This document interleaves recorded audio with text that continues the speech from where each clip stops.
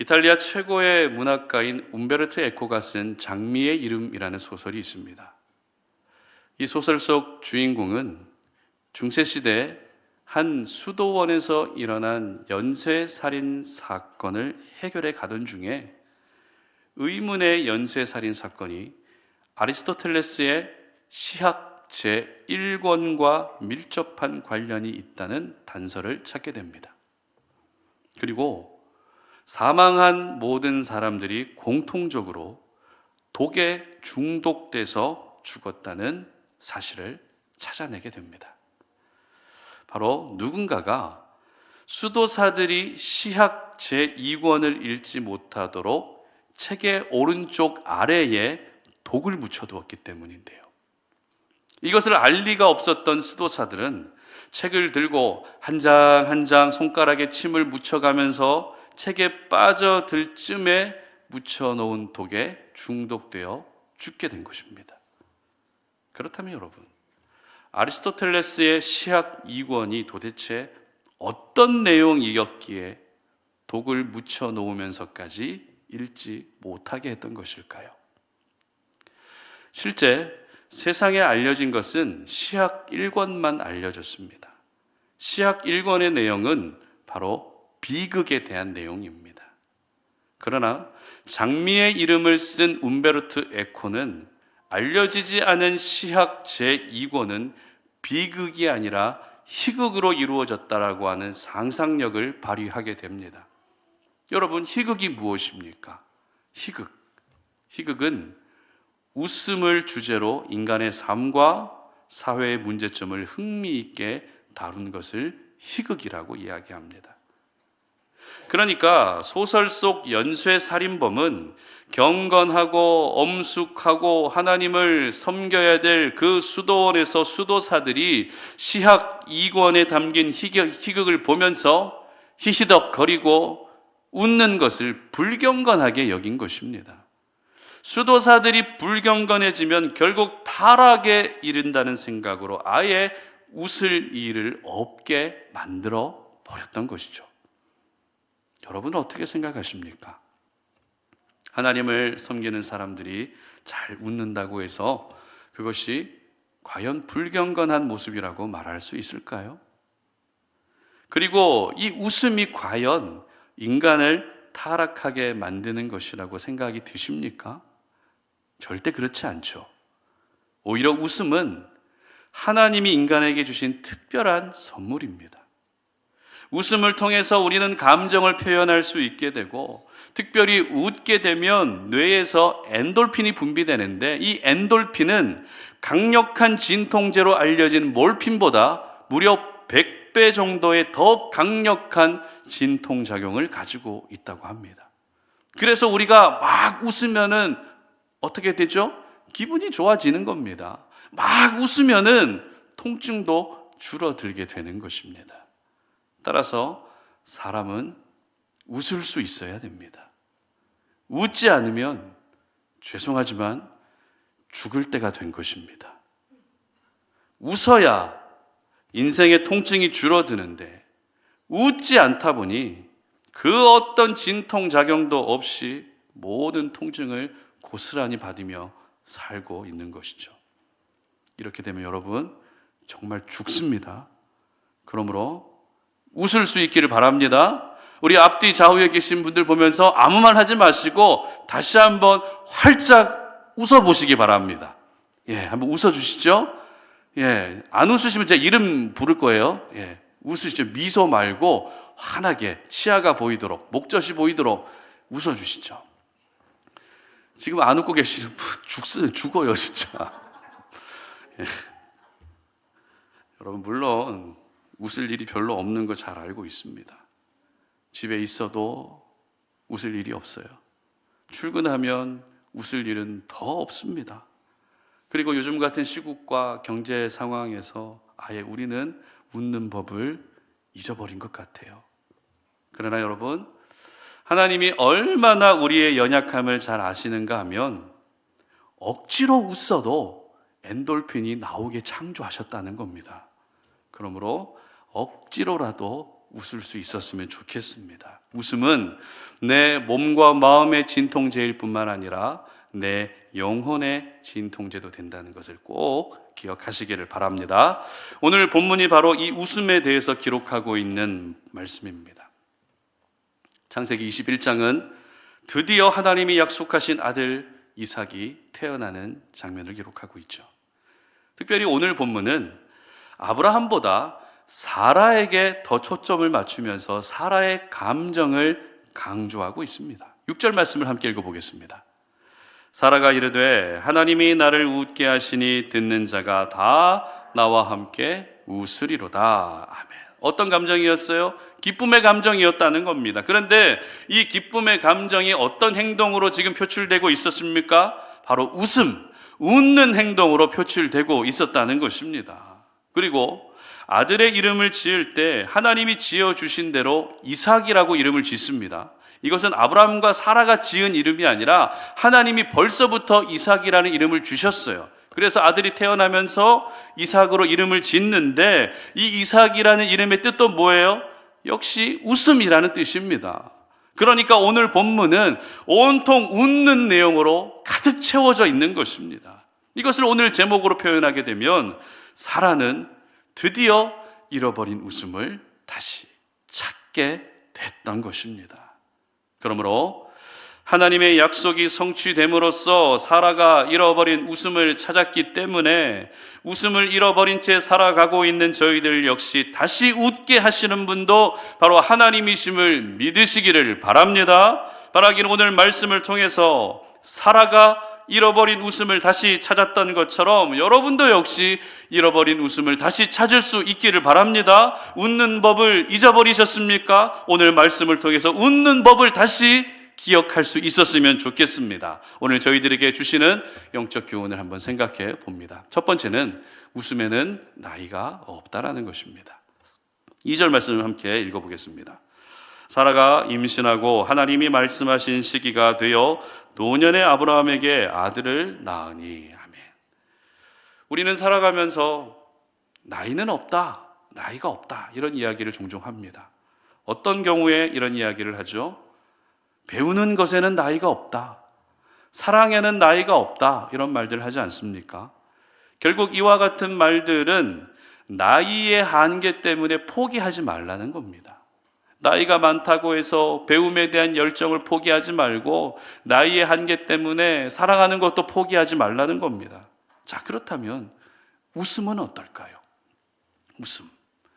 아쉽게도 웃음에는 나이가 있다고 생각하시는 것 같습니다. 여러분, 어린 아이들과 할머니, 할아버지 중에 누가 더 잘 웃을까요? 어린 아이들과 할머니, 할아버지 중에 누가 더 잘 웃죠? 아이들이 훨씬 더 잘 웃습니다. 아이들을 보면서 할머니, 할아버지도 웃기는 웃습니다. 하지만 계속 웃지는 않습니다. 잠깐 웃다가 다시 얼굴에는 웃음기가 사라집니다.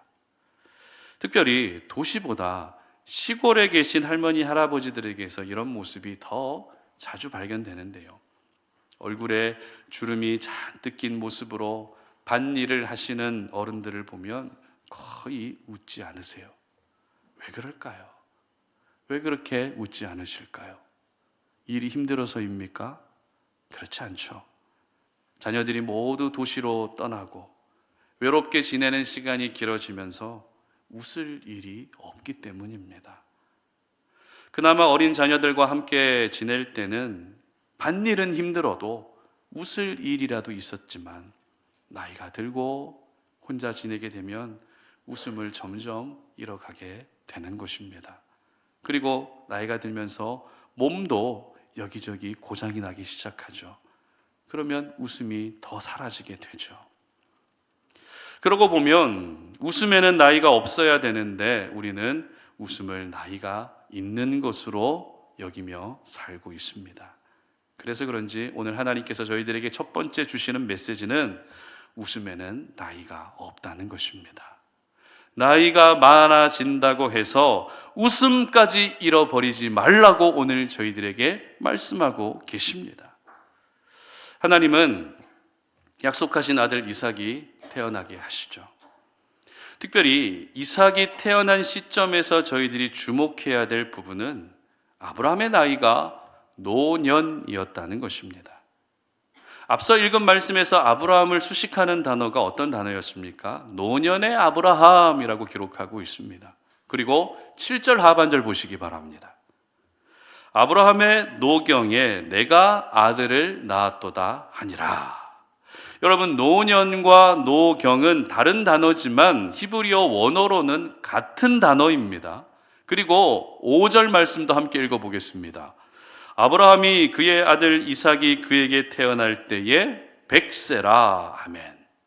성경에 기록된 노년과 노경이 나이로는 100살이었다는 것까지 기록하고 있습니다. 이렇게 성경이 노년과 노경 그리고 100세라는 정확한 나이까지 언급하고 있다는 것은 아브라함 나이 정도 되면 인생에서 웃을 일이 사라진 때라는 것을 집중적으로 우리에게 강조하고 있는 표현이라는 것이죠. 그런데 그 노년에, 그 노경에 무려 아브라함이 100세가 된 나이에 어떤 일이 일어났습니까?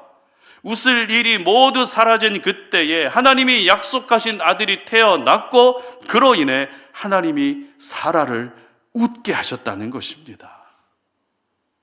처음 두 사람이 결혼할 때만 해도 자녀를 많이 낳아서 여느 가정처럼 행복하고 단란하게 되기를 꿈꿨을 겁니다. 그러나 생겨야 될 아이는 생기지 않고 시간은 계속 흘러갑니다. 그렇게 점점 아이에 대한 기대와 소망은 다 사라졌을 때 갑자기 하나님이 나타나셔서 갑자기 하나님이 찾아오셔서 뭐라고 말씀하시죠?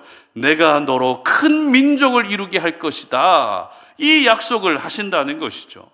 그때가 아브라함의 나이가 75세였고 사라의 나이가 66세였습니다. 이때만 해도 적지 않은 나이죠. 그러나 시간이 흐르고 또 흘러서 아브라함은 99세가 됐습니다. 사라는 90세가 됐습니다. 그런데도 여전히 약속하신 아이가 생기지 않습니다. 그런데 그때 하나님이 또 아들에 대한 약속만 하시죠.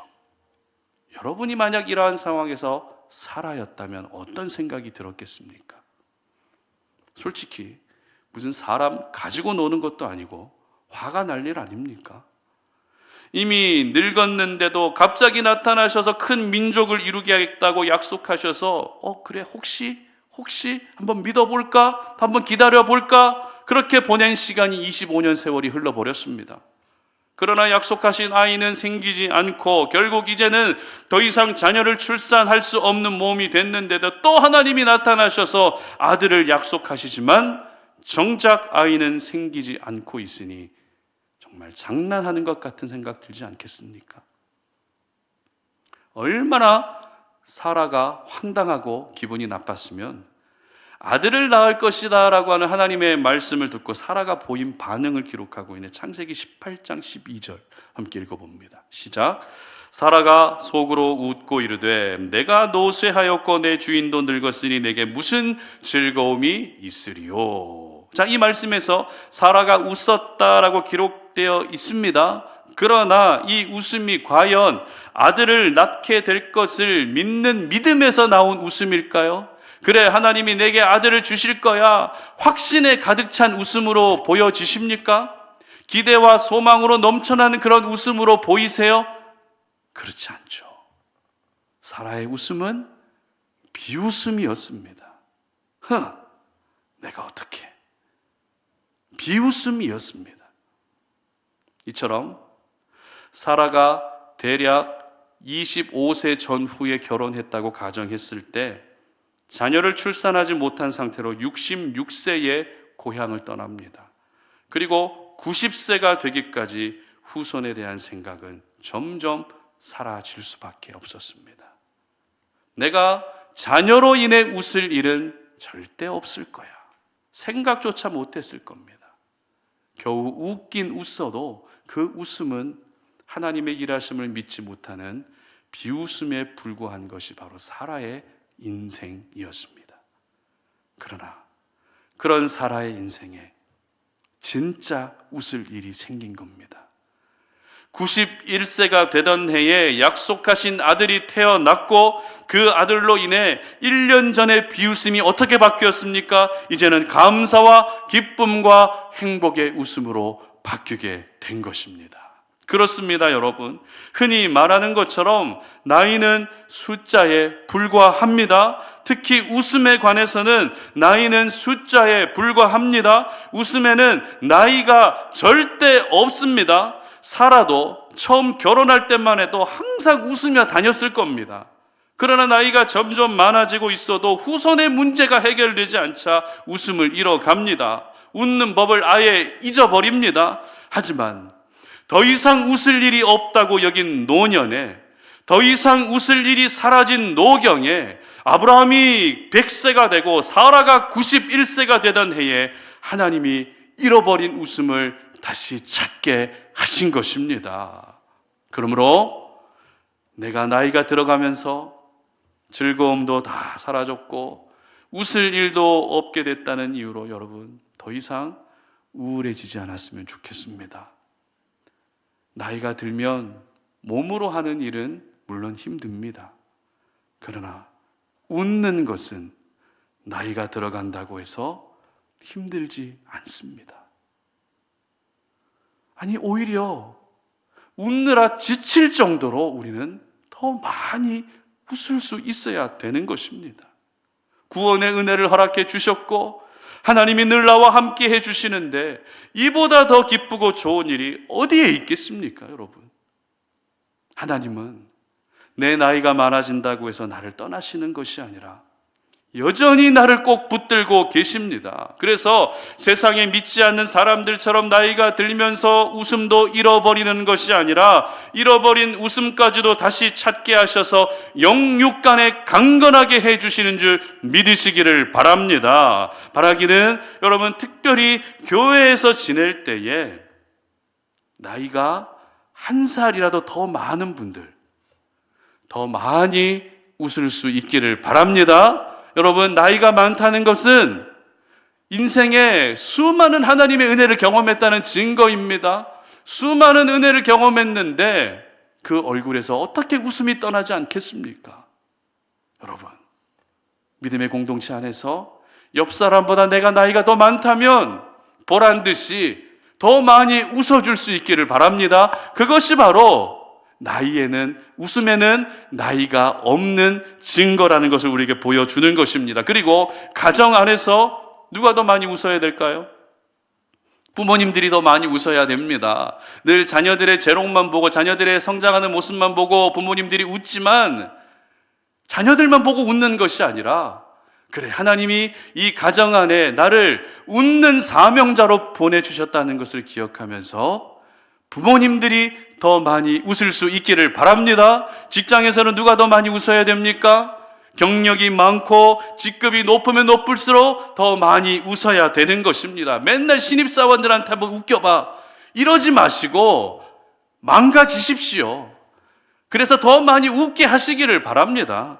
그래서 내가 웃는 모습을 보면서 세상 사람들이 뭐가 그렇게 좋아서 웃습니까? 뭐가 그렇게 좋아서 항상 웃고 다닙니까? 라고 하는 그 질문에 하나님이 나를 웃게 하셨다고, 내가 하나님 때문에 웃는다라고 하는 아름다운 믿음의 간증과 고백을 할 수 있으시기를 주님의 이름으로 축복합니다. 두 번째는 웃음을 숨기지 말아야 한다는 것입니다. 6절과 7절 말씀 함께 읽어보겠습니다. 사라가 이르되 하나님이 나를 웃게 하시니 듣는 자가 다 나와 함께 웃으리로다. 또 이르되 사라가 자식들을 젖먹이겠다고 누가 아브라함에게 말하였으리오마는 아브라함의 노경에 내가 아들을 낳았도다 하니라. 아멘. 여러분은 웃을 때 어떻게 웃으세요? 가끔 보면 웃음소리가 특이한 분들 계시죠? 그러면 그 웃음소리가 너무 재밌어가지고 막 따라 웃게 되죠. 웃는 모습을 보면 그 사람의 성격도 어느 정도 알 수 있다고 합니다. 활짝 웃는 사람 있죠? 활짝 웃는 사람은 성격이 어떨까요? 솔직하고 진실하고 열정적인 성격이라고 합니다. 그리고 웃음소리가 유난히 큰 사람, 웃음소리가 유난히 큰 사람은 자신을 표현하기 좋아하는 성격이라고 합니다. 그리고 조심스럽게 웃는 사람 있죠. 이런 사람은 자기 보호 의식이 강한 성격이라고 하고요. 또 남이 웃을 때 따라 웃는 사람이 꼭 있어요. 별로 웃기지 않는데 옆 사람이 웃으니까 그냥 따라 웃는 사람이 있어요. 이런 사람은 삶에 대한 애정이 많아서 삶의 곳곳에서 즐거움을 발견하는 성격이라고 합니다. 참 좋은 성격인 것 같아요. 그리고 애교스럽게 웃는 사람이 있어요. 여러분 주변에 혹시 애교스럽게 웃는 분 계세요? 집에서 여러분의 아내들이 혹시 애교스럽게 웃는 아내분들 계십니까? 절대 그 뭐 하면 무슨 죄 짓는 것처럼 여기시면 절대 안 하시잖아요. 애교스럽게 한번 웃어보세요. 애교스럽게 웃는 사람은 소녀형 웃음으로 다른 사람의 주의를 잘 끄는 그런 성격이라고 합니다. 그리고 마지막으로 웃을 때 턱을 치켜들고 웃는 사람, 웃을 때 정말 뒤로 넘어갈 정도로 이렇게 웃는 사람 있죠. 이런 사람의 성격은 자만심이 넘쳐나서 다른 사람을 무시하는 경향이 있다고 합니다. 혹시 이런 분들 계시면은 조금 고개를 낮추시고 웃으시길 바랍니다. 오해합니다. 예. 물론 웃는 모습 한 가지로 그 사람의 모든 것들을 판단할 수는 없습니다. 하지만 웃음이라는 이 작은 행동을 통해서도 사람을 이해하는 데 상당한 도움이 되는 것만은 사실입니다. 그런 점에서 우리는 굳이 나오는 웃음을 참고 숨기는 것이 아니라 잃어버린 웃음을 찾아서 그 웃음을 더 당당하게 보여줄 수 있어야 한다는 것입니다. 자, 오늘 본문을 한번 돌아와 보겠습니다. 오늘 본문에서 웃음을 잃어버린 채 살아온 수십 년의 세월 동안 사라에게 가장 힘들었던 것은 뭘까요? 웃음을 잃어버린 그 수십 년의 세월 동안 사라의 마음을 가장 불편하게 하고 어렵게 했던 것은 뭘까요? 아마도 주위 사람들의 시선이었을 겁니다. 사실 남편 아브라함은 아내가 임신을 하지 못한다는 이유로 그것을 가지고서 막 정죄하고 핍박하고 그러진 않았어요. 물론 처음에는 임신을 하지 못한다는 사실을 알게 되면서 당황스럽고 놀라웠을 겁니다. 그런데 이것은 도저히 사람의 힘으로 어떻게 할 수 없는 일이기 때문에 누구를 탓하기보다 자신의 모든 상황을 있는 그대로 받아들였을 겁니다. 만약 아브라함이 이 사라가 임신하지 못한다는 이유로 정죄하고 핍박해서 부부 사이에 갈등이 심했다면 애초에 하나님이 아브라함을 선택하지도 않았고 부르지도 않았을 겁니다. 그렇지 않을까요? 열국의 아비가 될 사람이고 열국의 어미가 될 사람인데 허구한 날 싸우고 서로를 무시한다면 하나님이 아브라함에게 너는 복이 될지라라고 말씀하시는 것이 아니라 어떻게 말씀하셨을까요? 너는 아내에게나 잘해라. 너는 남편 역할이나 잘해라. 이런 말씀을 하셨다는 것입니다. 그리고 성경 그 어디에도 아브라함과 사라 사이에 갈등이 있었다는 내용은 없습니다. 이것만 봐도 부부 사이에는 큰 문제가 없었습니다. 다만 아이가 없다는 것이 가장 큰 문제였죠. 따라서 아이가 생기지 않는다는 이유로 웃음을 잃어버린 채 살아온 이 사라를 가장 어렵게 했던 것은 주위 사람들의 시선이었습니다. 앞서 읽었던 말씀에서도 이 부분이 잘 나타나고 있습니다. 다시 6절 말씀 함께 읽어봅니다. 사라가 이르되 하나님이 나를 웃게 하시니 듣는 자가 다 나와 함께 웃으리로다. 아멘. 자, 이 말씀에서 알 수 있는 것은 지금 사라는 다시 웃게 되면서 주위 사람들을 의식하고 있었다는 것이 말씀 속에 느껴지죠. 그래서 어떻게 이야기합니까? 듣는 자가 다 나와 함께 웃으리로다. 이런 고백을 하게 된 것입니다. 그리고 이어지는 7절 말씀도 함께 읽어보겠습니다. 또 이르되 사라가 자식들을 젖먹이겠다고 누가 아브라함에게 말하였으리오마는 아브라함의 노경에 내가 아들을 낳았도다 하니라. 아멘. 이 말씀에서도 역시 사라는 주위 사람들을 의식하고 있다는 것을 우리는 확인할 수 있습니다. 창세기 21장 7절 말씀을 다른 번역을 통해서 보게 되면 이렇게 기록하고 있어요. 현대인의 성경입니다. 다시 이렇게 덧붙였다. 이 사라가 자식을 기를 것이라고 누가 꿈엔들 생각했겠는가. 새 번역입니다. 그는 말을 계속하였다. 사라가 자식들에게 젖을 물리게 될 것이라고 누가 아브라함에게 말할 엄두를 내었으랴. 메시지 성경입니다. 그녀가 또 말했다. 사라가 아이에게 젖을 물릴 날이 올 것이라고 누가 아브라함에게 말할 수 있었겠는가. 어떠십니까? 어떤 번역을 보더라도 누가라고 하는 표현이 나오고 있죠. 따라서 이 7절 말씀에서 보여지고 있는 것은 사라가 지금까지 주위 사람들의 시선을 얼마나 힘들어했고 그들의 눈치를 얼마나 살피며 살아왔는지가 그대로 드러나고 있다는 것입니다. 이처럼 사라에게 웃음을 잃어버린 지난 세월은 사람들 앞에서 마치 죄인처럼 살아온 끔찍한 시간이었던 것입니다. 그런데 이제 상황이 어떻게 바뀌고 있습니까? 잃어버린 웃음을 다시 찾게 된 것입니다. 그리고 지금까지 자신의 마음을 가장 어렵게 했던 주위 사람들 앞에서 이제는 당당하게 웃을 수 있게 된 것입니다. 결국 하나님은 잃어버린 웃음을 다시 찾게 하시면서 그 웃음이 사라와 아브라함 부부에게도 큰 기쁨이 됐지만 무엇보다도 사람들 앞에서 그 웃음을 당당하게 나타내 보이게 하셨던 것입니다. 그렇습니다, 여러분. 하나님이 주시는 웃음은 숨길 필요가 없습니다. 하나님이 주신 기쁨은 굳이 억제하고 억누를 필요가 없습니다. 하나님이 우리를 웃게 하실 때는 그 웃음을 숨기지 마시고 모든 사람들 앞에서 나타내라고 웃음을 주시는 것입니다. 자, 그렇다면 여러분은 어떠십니까? 웃음을 숨기고 계십니까? 아니면 모든 사람들이 보는 앞에서 자신 있게 웃으십니까? 여러분 중에 웃음을 참고 계시는 분들 없으세요? 아니면 웃음을 있는 그대로 다 표현하고 계십니까? 보면은 잘 안 웃는 분들이 계세요. 우리 성도님들 중에서도. 일단 대표적으로 제가 잘 안 웃죠. 저를 닮아서 그러는지 잘 안 웃으세요.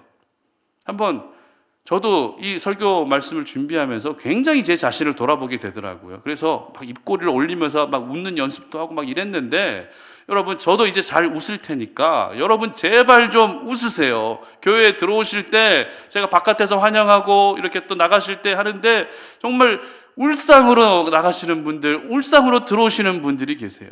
구원받은 사람인데, 예수 믿는 사람인데 뭐가 그렇게 근심 걱정이 많아서, 근심 걱정이 사실 없는 사람은 없죠. 그러나 근심 걱정이 많아도 우리는 억지로라도 웃어야 됩니다. 하나님이 꼭 내게 좋은 일들을 주셔서 웃게 하시는 것이 아니라 구원의 은혜를 허락해 주신 것만 생각해도 우리는 주체할 수 없을 만큼 기뻐야 되는데 우리는 그 웃음을 다 참고 있는 모습으로 살아갈 때가 너무 많은 것 같습니다. 그러므로 이제는 여러분, 웃음을 절대 숨기지 않으셨으면 좋겠습니다.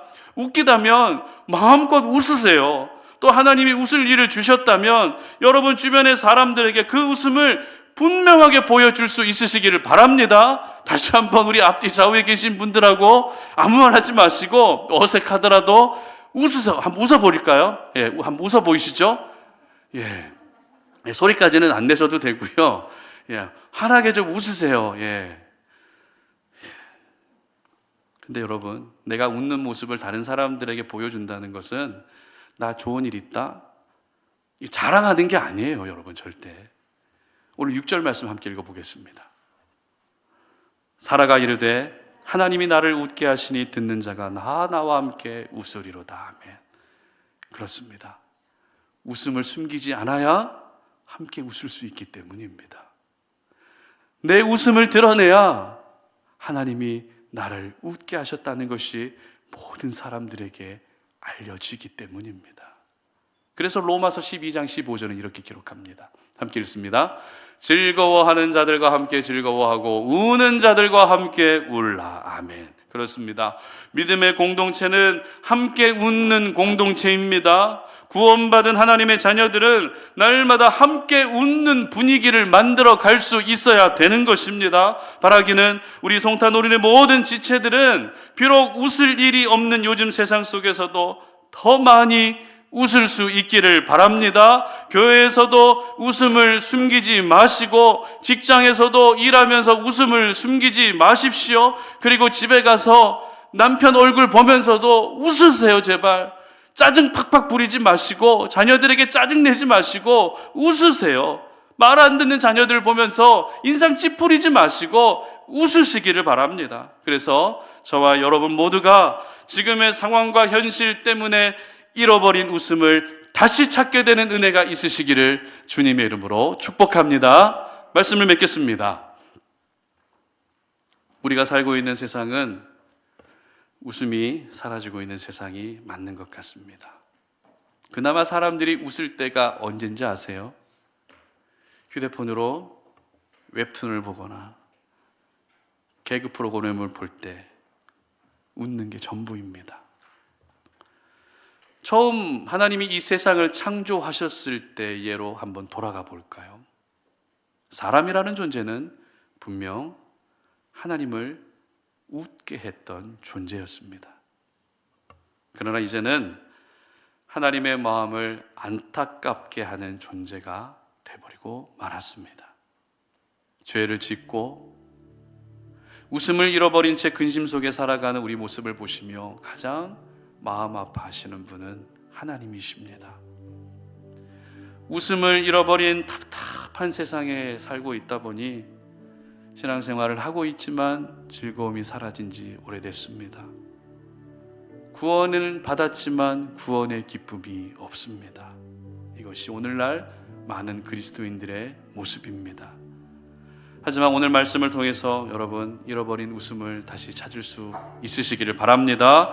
수십 년을 웃음을 잃어버린 채 지내온 사라를 다시 웃게 하신 분이 하나님이십니다. 그리고 우리 하나님은 오늘 저와 여러분을 다시 웃게 하실 것입니다. 그러므로 웃음에는 나이가 없다는 것을 꼭 기억하십시오.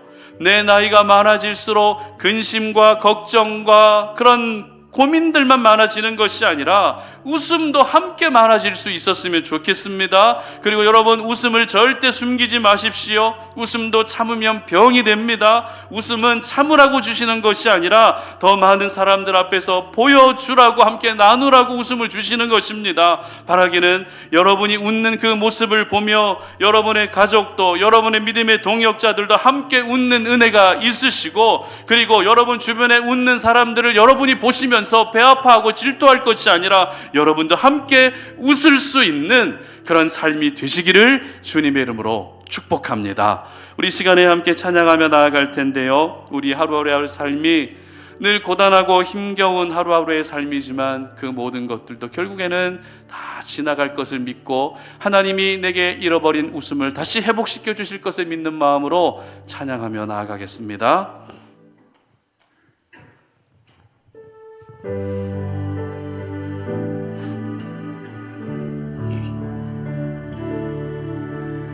고단한 인생길 힘겨운 오늘도 예수 내 마음 아시네.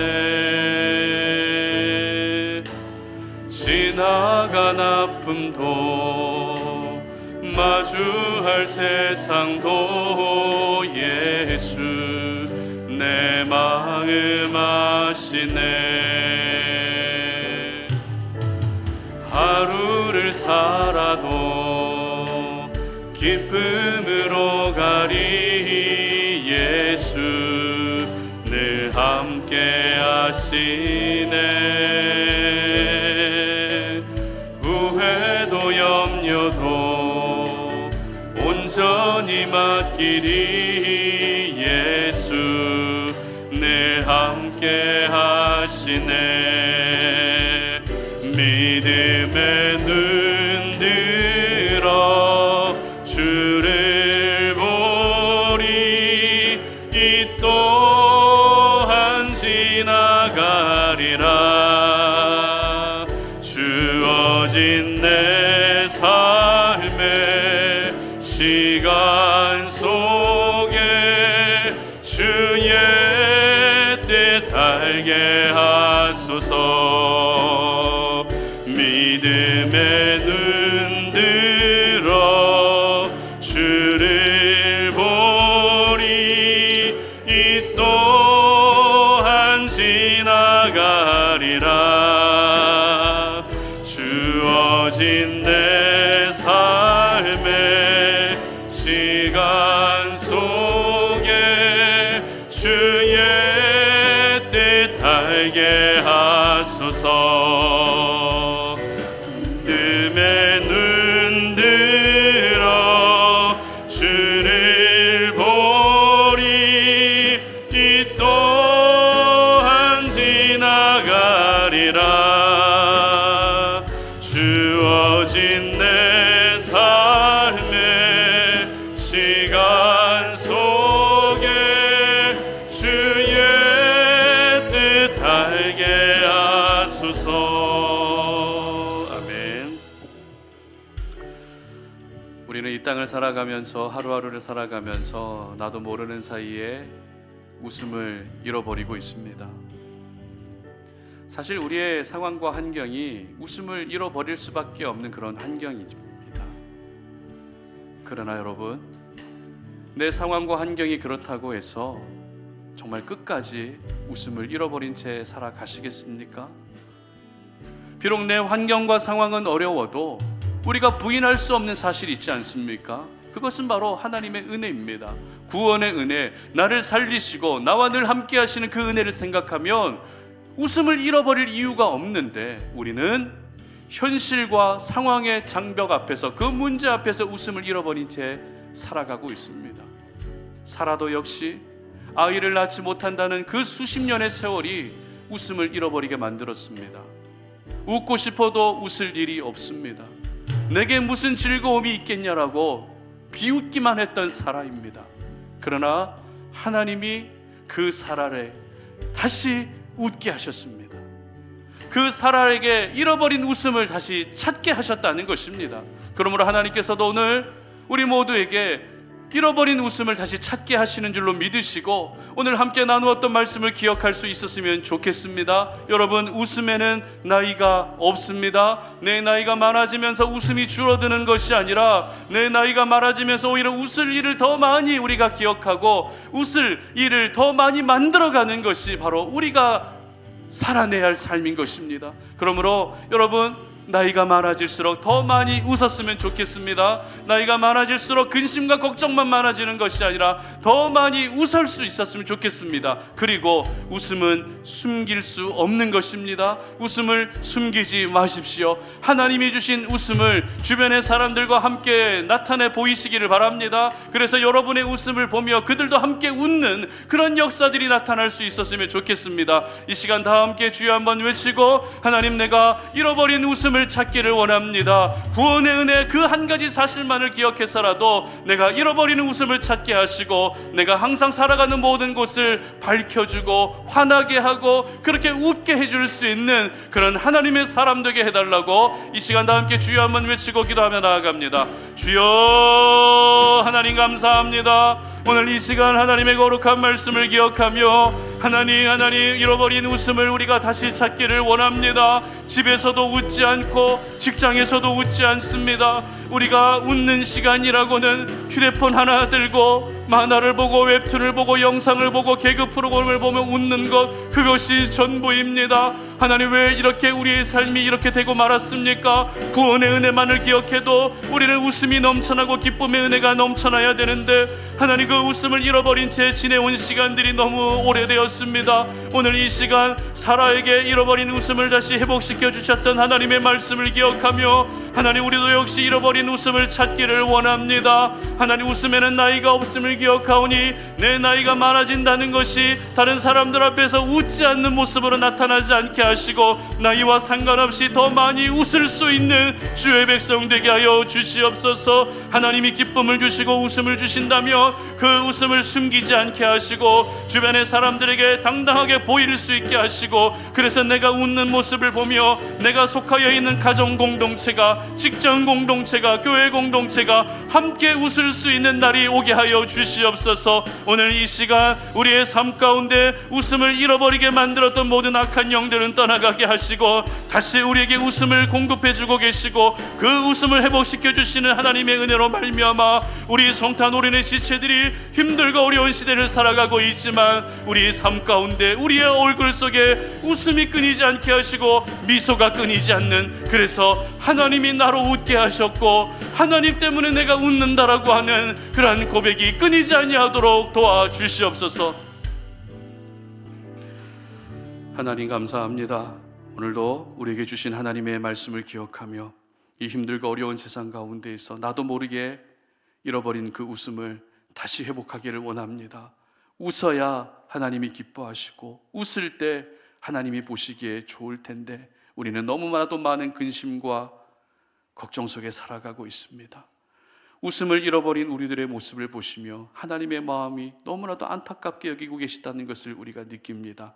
오늘 이 시간, 오랜 시간 동안 살아오면서 자녀가 없다는 그 이유로 웃음을 잃어버린 사라에게 다시 웃음을 찾아주셨던 것처럼 우리 사랑하는 성탄 오륜의 모든 지체들도 웃음을 다시 찾을 수 있도록 도와주시옵소서. 그러기 위해서 웃음에는 나이가 없다는 것을 기억하게 하여 주시고, 그리고 웃음을 숨기지 않는 사랑하는 주의 백성들 되게 하여 주시어서 우리가 웃는 그 웃음을 통해서 내가 속하여 있는 모든 공동체가 함께 웃는, 항상 웃음을 만들어갈 수 있는, 기쁨을 만들어갈 수 있는 그런 신실한 주의 백성 되게 하여 주시옵소서.